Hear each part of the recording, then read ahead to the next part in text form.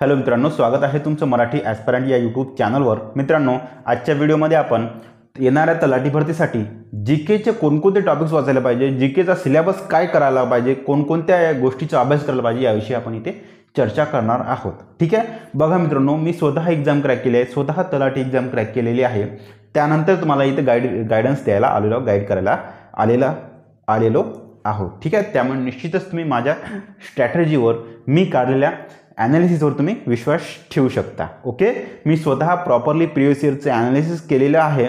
Previous इयरमध्ये जीकेचे कोणकोणते topics आले आहे याचं मी प्रॉपरली व्हिडिओ तुम्हाला प्रोव्हाइड केले। त्यानंतर त्यावर आधारित इतर कोणते टॉपिक्स ॲड करून तुम्हाला सिलेबस तयार करायचं ते मी सगळं आता या व्हिडिओमध्ये सांगतोय। ठीक आहे, मी प्रॉपरली तुम्हाला प्रिव्हियस इयरचं ॲनालिसिस करून दिलं आहे, त्यावर कोणकोणते टॉपिक आले ते पण सांगितले, आणि आता त्या टॉपिक सोबतच इतर कोणते टॉपिक करायचे ते पण तुम्हाला इथे सांगतो। एकंदरीत पाहता पूर्णच्या पूर्ण सिलेबस जीकेचं तुम्हाला मी इथे सांगत आहोत। ठीक आहे, चला।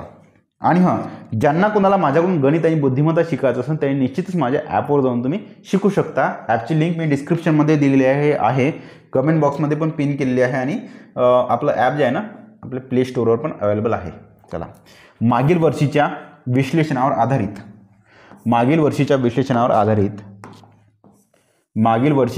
विश्लेषणावर आधारित जीकेचा सिलेबस तुम्हाला इथे शिकायचा आहे। ठीक आहे, कोणकोणता आहे ते बघून घेऊ।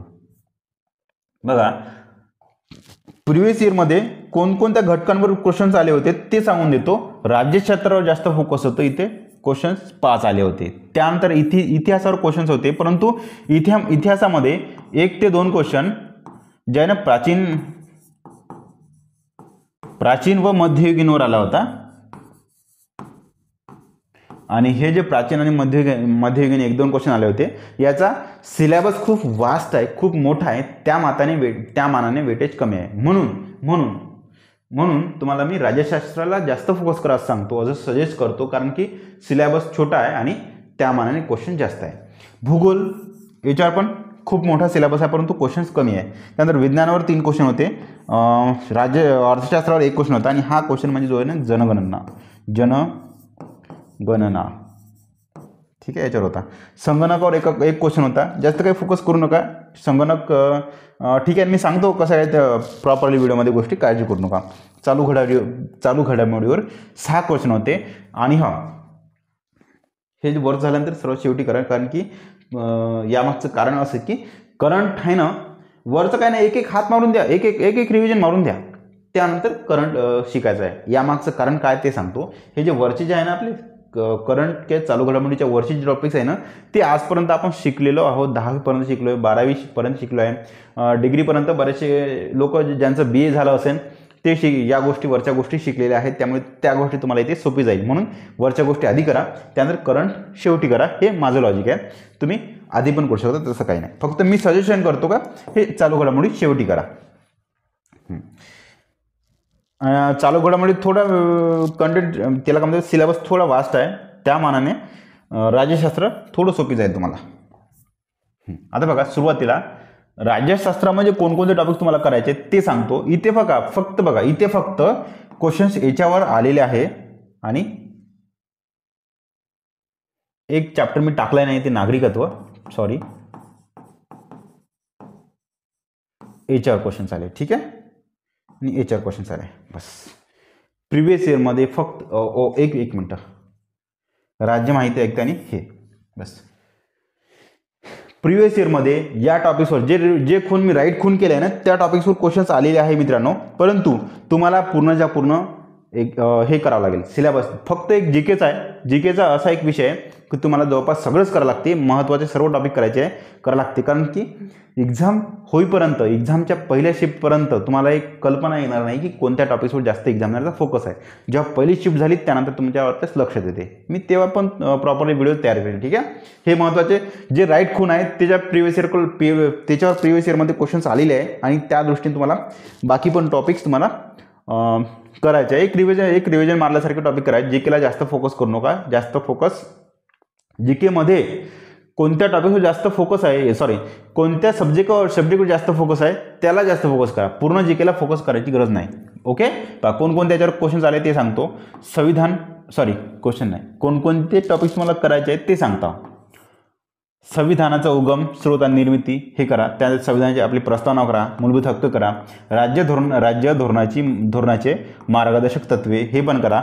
मूलभूत कर्तव्य करा. घटना दुरुस्त्या करा. आणीबाणी, संसद आणि राष्ट्रपती, कार्यकारी मंडळ, न्यायमंडळ, त्यानंतर पंचायत राज, नियंत्रक व महालेखापाल, महान्यायवादी, भारताचे माहिती आयुक्त, राज्य माहिती आयुक्त, संघराज्ये आणि राज्ये.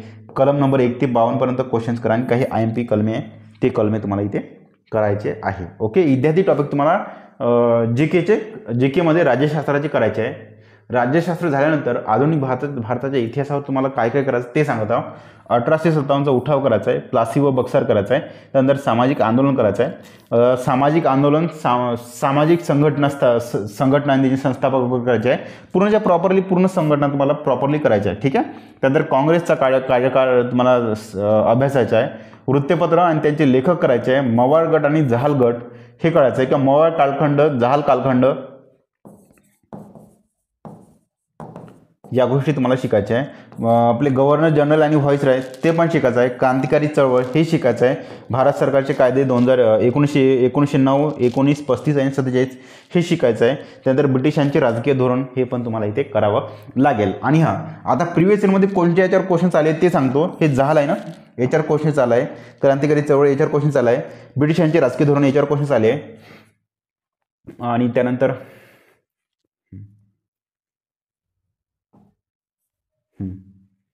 सामाजिक आंदोलन हे जे आहे धर्म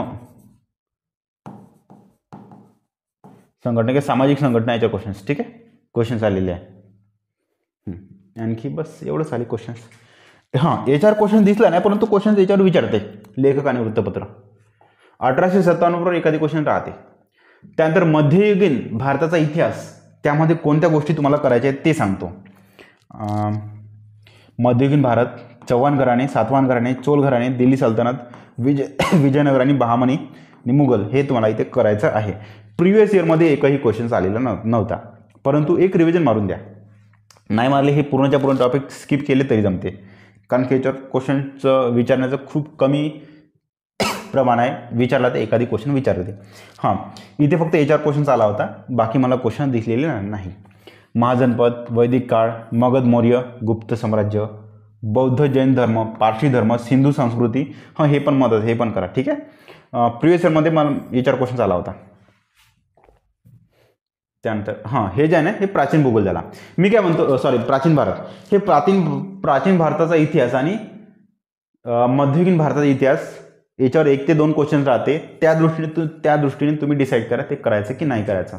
मी सजेशन देतो तुम्हाला, नाही केलं तरी ठीक आहे, तर वेळ राहिला तर करा, नाही तर मग तेवढं खूप सारा मोठं वाचून फक्त एक क्वेश्चनसाठी तेवढं वाचणं हे लॉजिक बनत नाही. त्या व्यतिरिक्त तुम्ही मॅथ, रिझनिंग, इंग्लिश, मराठी याच्यावर जास्त फोकस करा. ठीक आहे. अरे भूगोलावर कशावर फोकस करत ते सांगतो. भारताचे भौगोलिक स्थान वगैरे तुम्ही वाचा. भारताची भौतिक विभागणी वाचा. नद्या आणि जग नाही वाचलं जमते, भारत वाचा. हवामान वाचा. कृषी, आर्थिक भूगोल, व्यापार व्यवसाय वाचा. राज्य आणि केंद्रशासित प्रदेश, दळणवळण, जगाचे प्राकृतिक आर्थिक भूगोल, आंतरराष्ट्रीय व्यापार, जल, पर्यटन इत्यादी घटक तुम्ही ते वाचा. प्रिव्हियस इयरमध्ये कशावर क्वेश्चन्स आले होते ते सांगतो. क्वेश्चन्स आले होते हे जे नद्या दिसत आहे ना, नद्यामध्ये तुम्हाला सरोवर दिसल. ठीक आहे, सरोवर दिसन, डॅम वगैरे. ठीक आहे. आणि वने गिन कोणी वने नाही का, वने कृषीमध्ये वने टाका. आणि हे जलाशय, सरोवर वगैरे, डॅम वगैरे हे याच्यावर क्वेश्चन्स आले आहे येते. ठीक आहे. आणि महत्त्वाचं म्हणजे आणखी एक आहे, हे आहे ना आपलं, त्याला काय म्हणते अभयारण्य. ठीक आहे.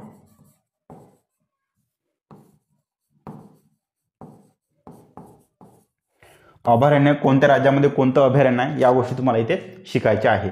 जेव्हा तुम्ही राज्य वगैरे शिकता ना, तुम्ही तेव्हा शिका. किंवा हे या ठिकाणी तुम्ही ते शिका, किंवा हे नद्यासोबत येणार आहे, नद्यासोबत तुम्ही हे शिकू शकता. ठीक आहे. त्यानंतर विज्ञान. बघा विज्ञानामध्ये प्रिव्हियस इयरवर DNA वर क्वेश्चन विचारला आहे, पेशीवर क्वेश्चन विचारला आहे आणि DNA प्लस RNA याच्यावर पण क्वेश्चन्स आलेले आहे. ठीक आहे. आता प्रॉपरली कोणत्या घटक मला करायचे ते सांगतो.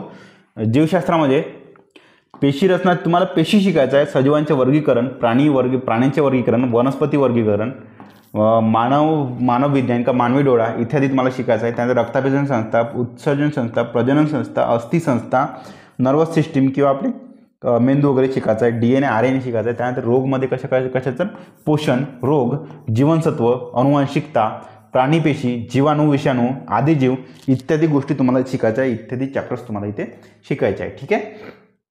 त्यानंतर रसायनशास्त्र म्हणजे पदार्थाची अवस्था, अणूची रचना, मेंडेलिव्हची आवर्त सारणी, आधुनिक आवर्त सारणी, मूलद्रव्ये, धातू, अधातू आणि मिश्रधातू, खनिजे, मिश्रणे, रासायनिक अभिक्रिया, आम्लारी इत्यादी गोष्टी तुम्हाला इथे शिकायच्या आहे. ठीक आहे.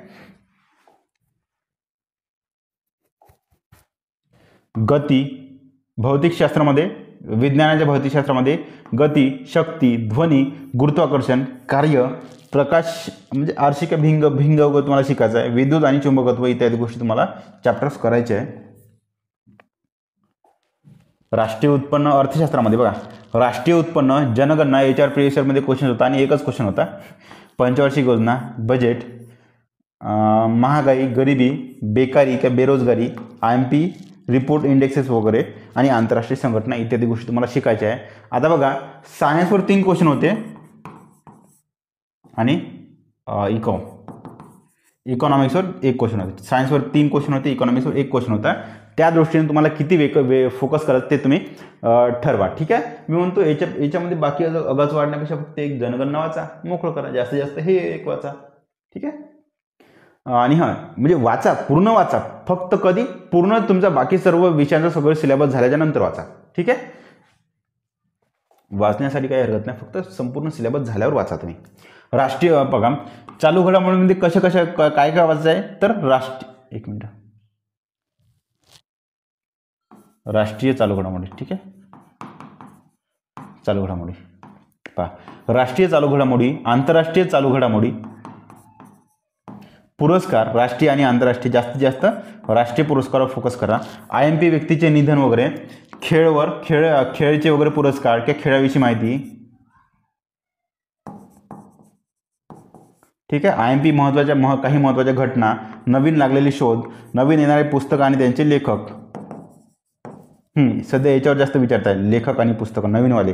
IMP डेज आणि थीम त्याची काय तर युद्ध सराव, जे आपल्या सैन्यादरम्यान जे युद्ध सराव होते 2 देशांदरम्यान 3 देशांदरम्यान, ते युद्ध सराव तुम्हाला करायचे. ठीक आहे. संगणकावर प्रिव्हियस इयरमध्ये फक्त शॉर्ट कीवर 1 प्रश्न होता. संगणक नाही केलं तरी काही फरक पडत नाही. एका क्वेश्चनसाठी खूप वास्ट सिलेबस, खूप मोठा सिलेबस करण्याची गरज नाही. ओके. आशा करतो मित्रांनो तुम्हाला व्हिडिओ जर आवडला असेल तर नक्कीच एक छोटंसं लाईक करा आणि व्हिडिओला कृपया शेअर करत चला. आणि ज्यांना कोणाला माझ्याकडून गणित आणि बुद्धिमत्ता शिकायचं असेल त्यांनी निश्चितच माझ्याकडून गणित आणि बुद्धिमत्ता शिकू शकता. माझ्या मराठी ॲस्पिरंट या ॲपवर जाऊन. ॲप आपलं प्ले स्टोअरवर पण आहे आणि कमेंट बॉक्समध्ये पण लिंक मी प्रोव्हाइड केलेली आहे. आपल्या डिस्क्रिप्शनमध्ये पण ॲपची लिंक मी दिलेली आहे. ओके. थँक्यू.